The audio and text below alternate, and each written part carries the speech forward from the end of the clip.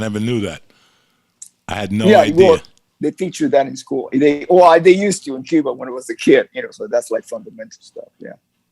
Yeah, I didn't learn much about Cuba. It's what I read, what I read on my own that I learned about Cuba. And I'm upset that I didn't ask more questions when my mom and dad were alive. Well, my mom was alive.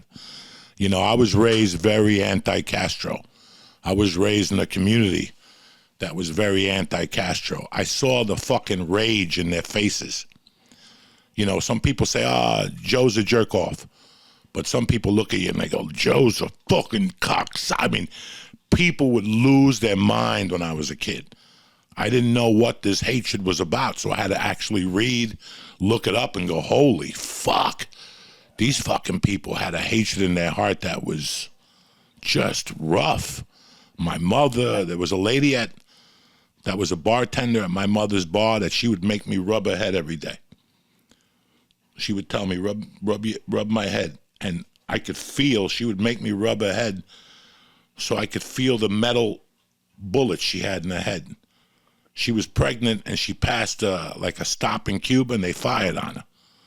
And she still had the fucking bullets floating around her head. I mean, you could feel them in her head. I mean, just the shit that I was told was just, it was just horrible what they did to these people, So this has been ingrained in their fucking psyche for years. A lot of those pre-revolutions people are dead. I mean, thank God you still have your mom. She's still alive, but I bet your mom would be a fucking great guest to tell you exactly what the fuck was going on down there, Yeah, but it's painful. It's painful to go there. No, it's very painful. Yeah, very it's painful. Very painful. They got everything taken from them. They got lied to, and then they got fucked. How would you feel, How would you feel? I mean, they got fucked. They got everything taken away from them. Well, let me tell you this. It took my family about a year to get all the documentation and visas and passports and purchase a ticket, all of that. And it was done clandestine. Because if we had defense committees, which mean it was every block had a watch. It would be people watching your every move that you made. And if they found out something about you, they will report it, and then you disappear. That's it. They take you away, and you never heard of after that. To leave everything behind, knowing that you cannot give it to any of your relatives, pass it on to your mom, to my grandmother, nothing. We left the house. As a matter of fact, we were not even dressed to leave the country. By that meaning that back in 1961, it's going to be 40 years in September that we left. 60 years that we left in September. And 1961. And we just had like street clothes. Back in 1961, people dressed up to go on a plane. You had to wear a suit and a tie, not like it is now, but back then. So we left like normal street clothes, and then somewhere along the way we changed into our flying, traveling clothes, and we had things in duffel bags.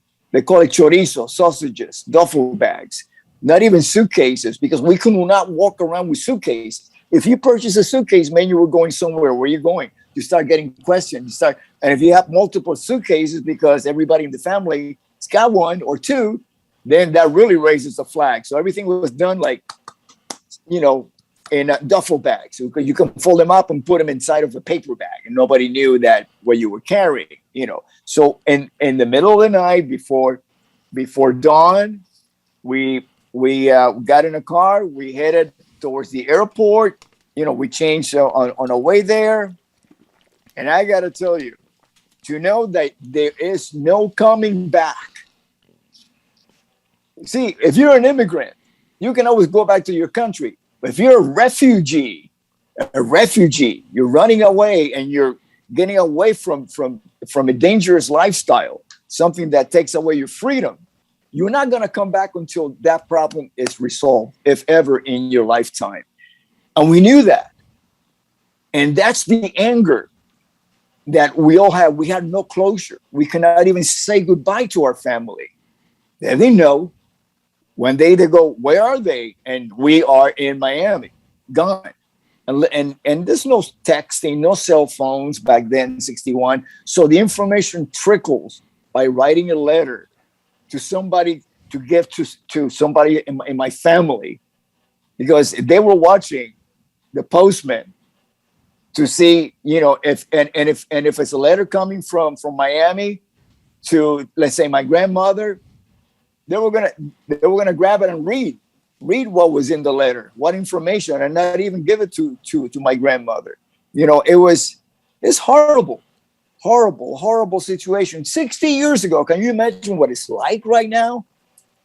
I can't even wrap my head around that. My wife told me yesterday that my cousin got a tweet out about a week ago. My cousin Emmy. And it said that she didn't really want to tweet or say anything because she didn't want to get thrown in jail. They're just throwing people in fucking jail right now.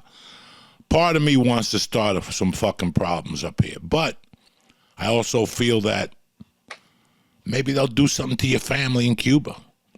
Who the fuck knows? If I start taking it to Twitter and Instagram and fucking marching and, cursing fucking Fidel, I don't know what they're going to fucking do. If you watch the 30 for 30 about the Duque brothers, the two brothers that played Major League Baseball, that won World Series. El Duque, yeah. El Duque, what El Duque went through when his brother left was rough. They wouldn't let him play baseball because of his brother. They would throw eggs at his fucking house every day. They would cut the food at his house because his brother left. He had no choice but to fucking swim to fucking Bahamas, and then the Yankees got him from the Bahamian jail before they got thrown back in Cuba. If you ever get a chance to watch that 30 for 30, you'll be moved to fucking tears. It's tremendous. I thought it was one of the best ones. But just to see the way they live, people don't know about the biggest star in Cuba, Celia Cruz. Fucking Fidel yanked their house. Fidel got pissed because she didn't sing. When she was singing, she didn't make eye contact with him. She wouldn't look at that motherfucker, because she knew he ended up killing her cousin. He ended up taking a house. He destroyed fucking Celia Cruz, And a lot of people don't know this shit. But we don't. We know what's going on down there. And it hurts. It bothers me. But what can you do? Where do you fucking start, Rudy? What do we do? If you send money, they take 70% now. You send $5, your family gets $1.50. Yeah. You send food, they take off the top. You send medicines, they take some off the top.